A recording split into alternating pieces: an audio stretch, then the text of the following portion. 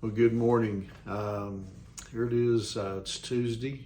It's April 19th, and of course, hadn't really forgotten it, but was reminded yesterday evening when they started talking about today that this is the anniversary of the Murrah bombing, and certainly want to remember those that lost their lives in that terrible tragedy.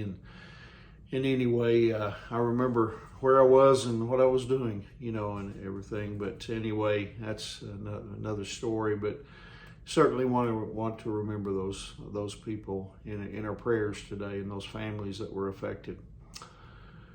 But anyway, I hope you're doing well. Hope that you had a good Monday and are now ready to move on to this Tuesday. And this morning I want to bring a devotion entitled God's Dream is for Your Good and His Glory.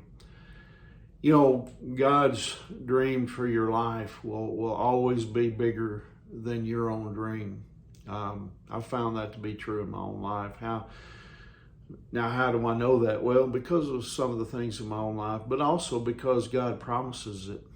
In Ephesians chapter 3, verse 20, and this is reading out of the Message paraphrase or translation, it says, God can do anything, far, far more than you could ever imagine or guess or request in your wildest dreams.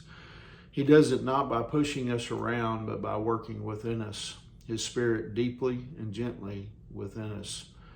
Now think of the greatest dream for your life, and God will top it. I mean, he can beat your dream with one that's bigger than you could ever think of. But here's the deal: he doesn't give you your dream by pushing you around. In fact, he draws you to Him, and He works in you with great gentleness and care. I mean, God doesn't only give you a big dream for your life. You see, after He gives you the dream, he then arranges the circumstances in order to make it happen.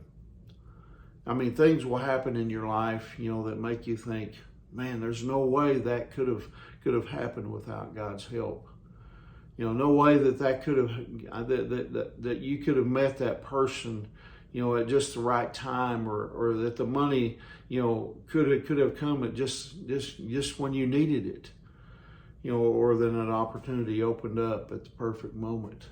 Angie and I've had many times when we didn't know where the money was going to come from for whatever it was that we were things we were hoping to do, mission trips and things, and God provided it.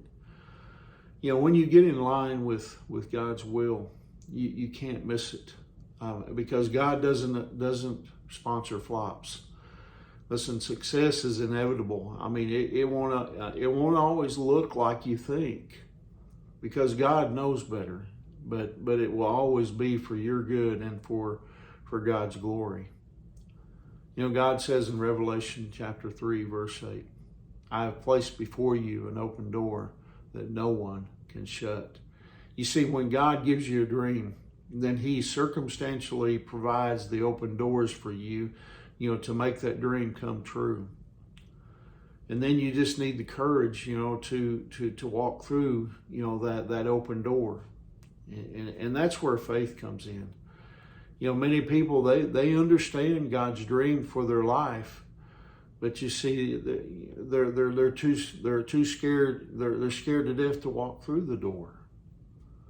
Now, when you surrender your plans and dreams to God, so that He can give you His plans and dreams for your life. Listen, you need to be prepared to walk through a door when He opens it.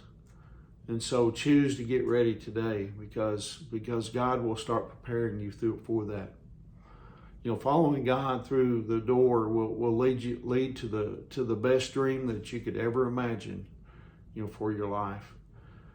You don't want to miss it, and I don't know about you, but I don't want to miss God's open doors that He has for my life. I want to be prepared and ready, to act when I need to act, to walk through those doors And I think one of those ways is just staying in God's Word and being in constant communion with God. That's why it's so important that we do that daily, so that He can speak to us and He can show us those dreams He has for us. Anyway, I hope that encourages you today. I hope that you have a wonderful Tuesday. Hope that that God will give you opportunities today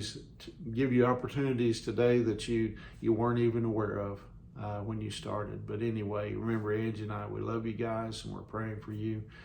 And Lord willing, I'll see you tomorrow morning. God bless you.